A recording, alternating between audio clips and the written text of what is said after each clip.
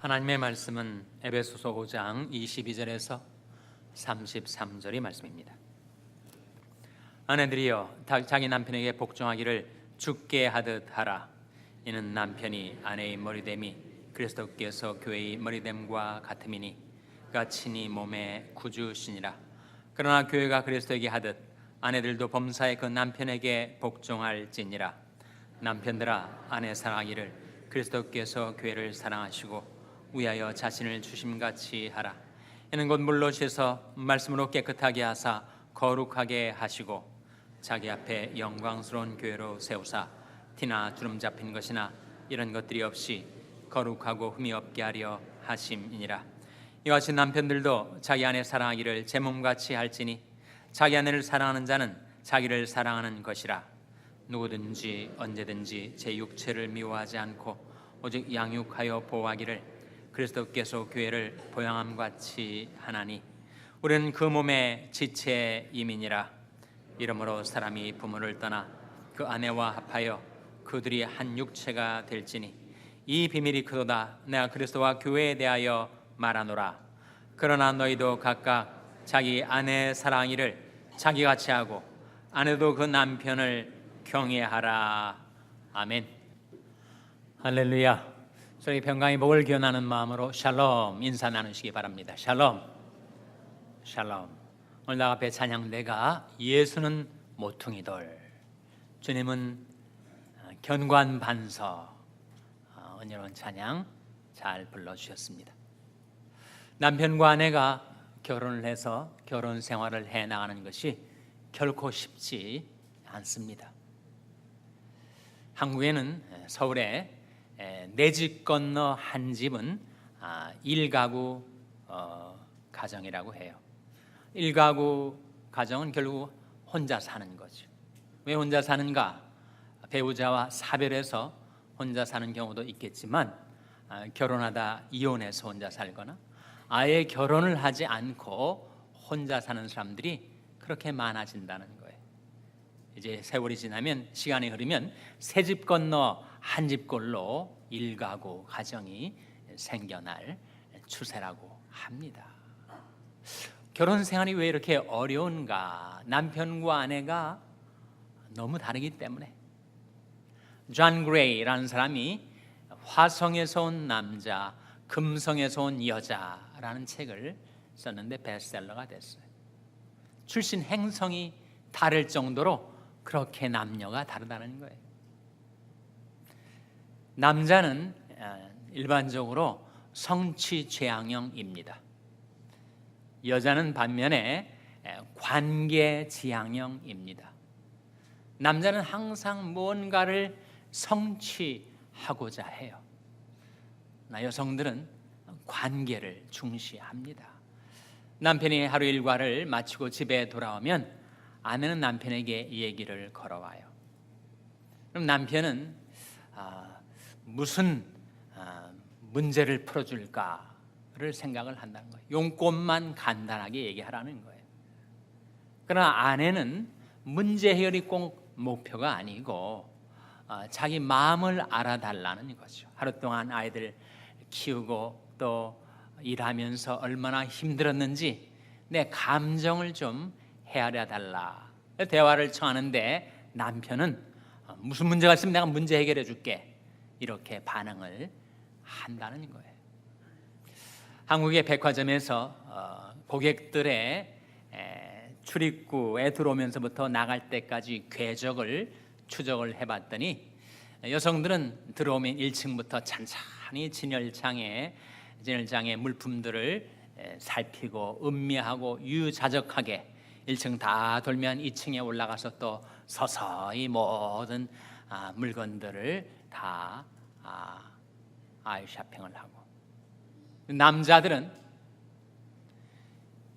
출입구로 들어와서 목표를 향하여 일직선으로 달려가서 자기가 사고 싶었던 물건을 딱 사가지고 뒤도 안 돌아보고 다시 나간다고 합니다.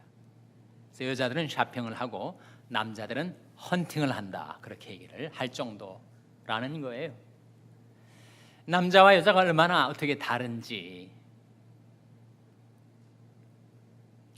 남자들은 세상에서 실패하거나 집에 들어와서 아내에게 비평을 들으면 동굴로 칩거를 해버립니다. 담을 쌓고 방에 들어가서 문을 닫고 소통을 단절을 해요.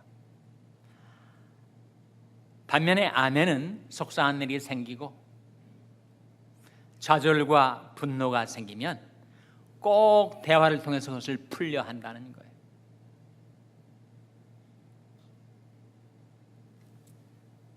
남자는 동굴로 집거하지만 여성들은 감정을 공유하기 위해서 그렇게 얘기를 하고 싶어 한다는 거예요. 정말 남자와 여자들 관찰해 보면 정말 다릅니다. 우리 교회에서도 구역 모임을 하잖아요. 구역 모임을 하고 친교 시간에 이제 남자들 따로 둘러앉고 여자들 따로 둘러앉고, 남자들은 몇 마디 말하면 이제 이야기할 거리가 떨어집니다. 서로 멀뚱멀뚱 쳐다보다가 빨리 집에 가자고. 아내들은 우리 지금 막 이야기를 시작했는데 어떻게 집에 가느냐고 반응을 한다는 거예요. 남편들이 졸라서 집에 가면 여자들은 계속 얘기할 거리가 있어가지고 전화로 1시간이고 2시간이고 얘기를 하다가 우리 이렇게 전화로만 얘기하지 말고 내일 만나서 또 얘기하자, 그렇게 얘기를 한다는 거예요.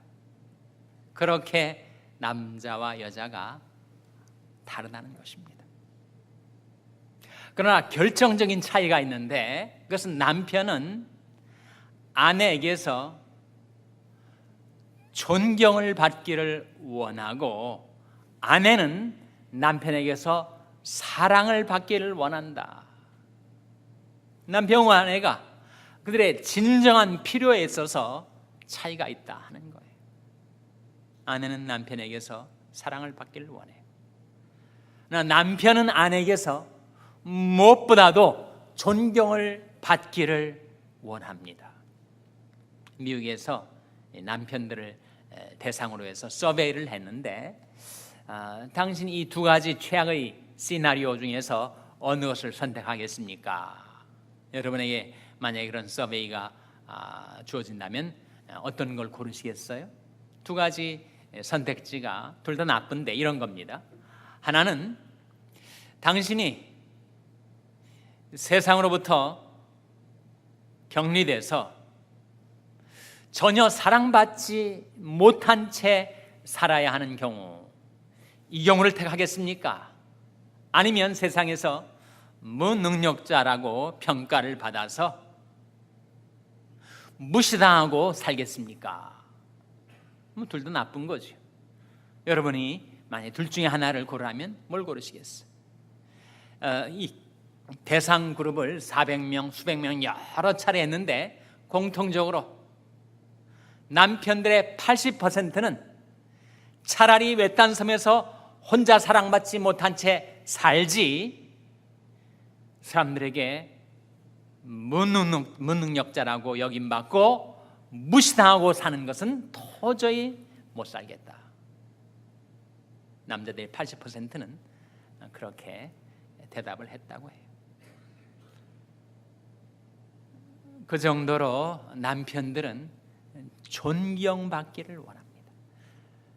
특별히 자기 아내로부터 존경받기를 원합니다. 구약의 다윗 왕과 그의 아내 미갈은 사울 왕의 딸이었는데 정략 결혼한 거죠. 다윗 왕이 이제 사울 왕이 죽고 다윗이 왕이 된 다음에 하나님의 법궤를 예루살렘으로 이끌어 드리는 국가적인 큰 행사가 있었습니다. 그래서 하나님의 법궤를 우리가 모셔드려온다 하는 것이 너무 기쁘고 즐거워서 다윗이 그 가득 차는 기쁨으로 춤을 췄어요. 아이들이나 어른들이나 너무 기쁜 일 당하게 되면 펄쩍펄쩍 뜁니다. 다윗이 하나님의 말씀의 법궤가 들어오는 그것을 맞이하는 기쁨이 너무 충만해서 춤을 췄어요. 에보솥을 입고 있는데 춤을 췄단 말이에요. 멀리 궁궐에서 아내 미갈이 그것을 바라보면서 심중에 다윗을 업신여겼다. 성경에 이렇게 나타나 있습니다. 행사를 마치고 궁궐에 들어온 다윗과 미갈 사이에 말다툼이 벌어졌어요. 어떻게 왕이 채신머리 없이 여자들 앞에서 그렇게 춤을 출 수가 있느냐고 비평하고 비난에 됐습니다. 그때 다윗이 그렇게 대답을 했어요. 내가 춤을 춘 것은 그 춤 때문에 당신한테 무시를 당할지 몰라도 나는 하나님 앞에서 춤을 춘 것이다. 그 일이 있은 후로 미갈에게 자식이 없었다. 그런 성경의 기록이 나옵니다. 남편들은 아내에게서 무시당하는 것을 견딜 수 없어 합니다. 남편과 아내 중에서 누가 더 기억을 잘할까요? 남편이 기억을 더 잘할까요? 아내가 기억을 더 잘할까요? 아내가 기억을 잘합니다. 여성들이 히스테리칼한 이유는 히스토리칼하기 때문이다. 그런 말이 있어요. 워낙 잘 기억을 하니까. 어느 날 몇 시에 당신이 무슨 말을 했는지, 그 자리에 누가 있었는지 여성들은 그냥 환히 기억을 하고 있으니까. 그래서 남편들은 여성들이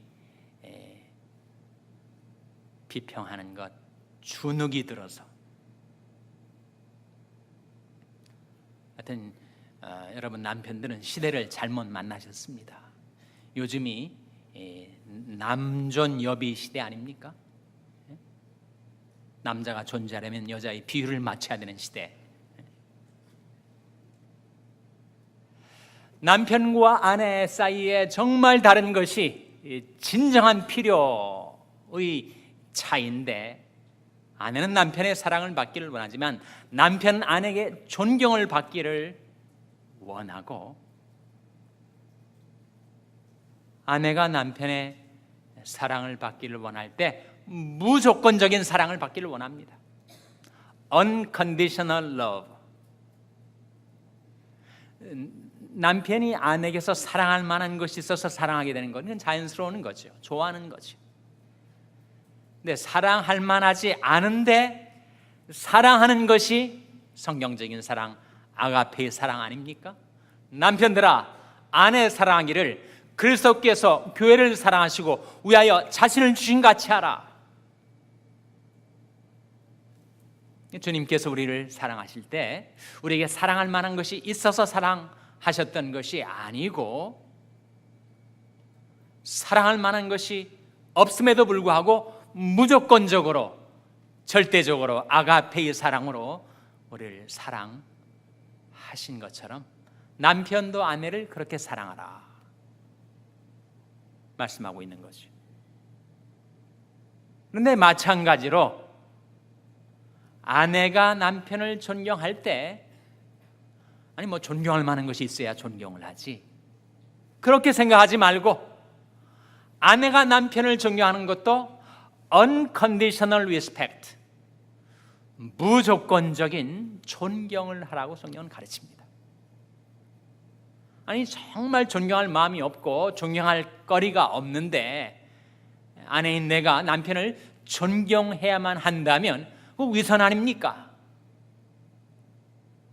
위선이 아니라 그거야말로 진정한 신앙의 성숙이라는 거지. 남편은 아내를 사랑하고 아내는 남편을 존경하라 라는 성경의 가르침, 그것은 사랑할 만한 것이 있어서 사랑하는 것이 아니라 무조건적인 사랑으로 사랑하라 하는 것처럼, 아내가 남편을 존경하라 하는 성경의 명령도 남편에게 존경할 만한 것이 있어서가 아니라 무조건적으로 존경하라고 성경은 우리에게 명하고 있습니다. Unconditional love와 더불어 Unconditional respect를 명하고 있습니다. 남편과 아내가 더불어 몇십 년 살다 보면 이런 상대방에게서 더 흠만 보이고 결점만 보이고 그러기가 쉽죠. 그러함에도 불구하고 결혼 생활의 성패는 바로 여기에 달렸는데, 하나님이 원래 결혼을 의도하시고 제정하셨을 때 그 결혼 생활이 행복하게 작동하도록 하기 위한 원리를 성경 말씀을 통해서 우리에게 나타내 주셨는데, 그래서 남편은 아내를 사랑하고 아내는 남편을 존경하라. Love and respect. 사실은 에드워드 에거렉스라는 사람이 Love and Respect라는 책을 써서 그것이 정말 베스트셀러가 되었습니다. 어떻게 그 말씀을 발견하게 되었는가? 행복한 결혼생활의 작동 원리로서의 Love and Respect를 그가 어디에서 발견했는가? 에베소 5장 33절 오늘의 본문 말씀에서 발견했다는 거예요. 한번 보시기 바랍니다. 에베소 5장 33절 말씀 같이 읽겠습니다. 시작. 그러나 너희도 각각 자기 아내 사랑하기를 자기같이 하고 아내도 그 남편을 경외하라. 여기에 남편은 아내를 사랑하고 아내는 남편을 존경하라 하는 말씀이 나오는데, 어떻게 남편이 무조건적으로 아내를 사랑할 수 있는가? 그것은 바로 하나님께 받은 사랑으로 아내를 사랑하라 하는 거죠. 하나님께서 나 같은 죄인도 사랑하셔서 살려주셨는데, 구원해 주셨는데, 나 역시 하나님께 받은 사랑, 내게는 원래 그 사랑이 없었는데, 그래서 아내를 사랑할 수가 없었던 나였는데, 내가 하나님께 받은 그 사랑을 가지고 아내를 사랑할 수 있게 된다는 거죠. 요한일서 4장 10절 11절 말씀에 그 말씀이 나오지 않습니까? 사랑은 여기 있으니 우리가 하나님을 사랑하는 것이 아니요 오직 하나님이 우리를 사랑하사 우리 죄를 위하여 화목제로 그 아들을 보내셨음이니라. 11절에 사랑하는 자들아, 하나님이 이같이 우리를 사랑하셨은즉 우리도 서로 사랑하는 것이 마땅하도다. 어떤 뜻이에요? 하나님께서 무조건적으로 나를 사랑하시고 아가페의 사랑으로 사랑하시는 그 사랑을 받았으니 그 사랑 가지고 아내를 사랑하라, 그런 말씀이죠. 마찬가지로 어떻게 존경할 만한 것이 없는데 아내가 남편을 존경할 수 있단 말인가? 남편에게서 존경할 만한 것이 있어서 존경하는 것이 아니고, 아내의 마음, 아내의 태도 속에 남편을 존경하는 것이 있어서 존경하게 되는 것이란 말입니다. 베드로전서 3장에 나온 말씀인데, 예수 믿지 않는 가정, 아내는 예수를 믿고 남편은 예수를 안 믿는단 말이죠. 불신 남편하고 살다 보면 얼마나 갈등이 많겠어요. 어떻게든지 그 남편이 예수 믿고 함께 신앙생활 하기를 원하는 아내가 언제 남편을 구원할 수 있는가? 아내가 남편을 존경할 때. 그래서 여성들이 자기를 단장할 때 화려한 의복으로나 머리를 한 것으로나 금은 보석으로 단장하지 말고 자기 속사람을 온유하고 안정된 심령으로 단장하라. 특별히 남편을 존경하는 마음과 태도, 그것이 바로 남편을 구원하게 된다라고 가르치고 있습니다. 남편이 아내를 사랑하는 것이 정말 말은 쉽지만 실제로 행하기는 어려운데, 하나님께 사랑받아 아내를 사랑하는 것처럼 아내가 남편을 존경하는 것, 말은 쉽지만 정말 행하기는 어려운데 어떻게 행할 수 있다고요? 아내가 남편을 존경하게 되는 것, 그것은 아내가 하나님을 경외하며 살 때. 잠언 31장에 보면 현숙한 여인의 이야기가 나옵니다. 정말 이상적인 아내 상이 거기에 나오죠. 잠언 31장 30절에 이런 말씀이 나옵니다. 고운 것도 거짓되고 아름다운 것도 헛되나 오직 여호와를 경외하는 여자는 칭찬을 받을 것이라. 어떻게 그 여인이 남편을 존경하며 살아갈 수가 있었다고요? 그래서 현숙한 여인상을 그가 구현할 수 있었다고요? 바로 주님을 경외했기 때문에. 아내가 참으로 주님을 경외할 때 그 아내는 남편을 존경할 수 있게 된다는 것입니다. 에베소 5장 말씀에 남편과 아내와의 관계를 이야기를 하면서 주님과 교회의 이야기를 병행해서 하고 있습니다. 이 주제가 남편 아내의 관계인지 주님과 교회의 관계인지 어떤 데 헷갈릴 때가 있어요. 뭐가 더 카피고 뭐가 더 오리지널인가? 여러분, 남편과 아내의 결혼 생활은 영원히 지속되는 관계는 아닙니다.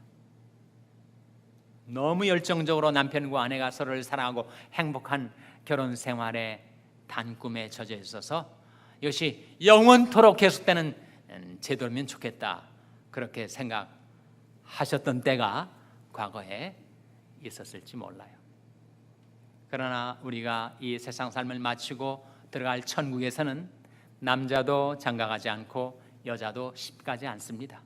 하늘의 천사와 같이 살게 됩니다.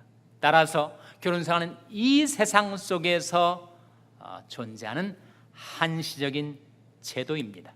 왜 하나님께서 그런 결혼생활을 우리에게 베풀어 주셨을까요? 그 궁극적인 결혼생활의 목적은 호세아서 2장 19절 20절에 나온 말씀, 내가 내게 장가들어 영원히 살되 의와 공변됨과 은총과 긍휼히 여김으로 내게 장가들며 진실함으로 내게 장가들리니 내가 여호와를 알리라. 우리는 결혼생활을 통해서 주님을 알게 되고 주님을 사랑하게 되고 주님을 경외하게 된다는 것입니다. 이 불신 세상에 그 하나님의 선하심과 인자심과 신실하신 사랑을 우리가 나타내 보일 수 있기 때문입니다. 결혼생활의 진정한 목적, 성경이 가르쳐 주는 결혼생활의 진정한 목적을 깨달으시고, 남편은 아내를 무조건적으로 사랑하고, 어떻게? 하나님께 받은 사랑으로 사랑하고, 아내는 남편을 무조건적으로 존경하고, 어떻게?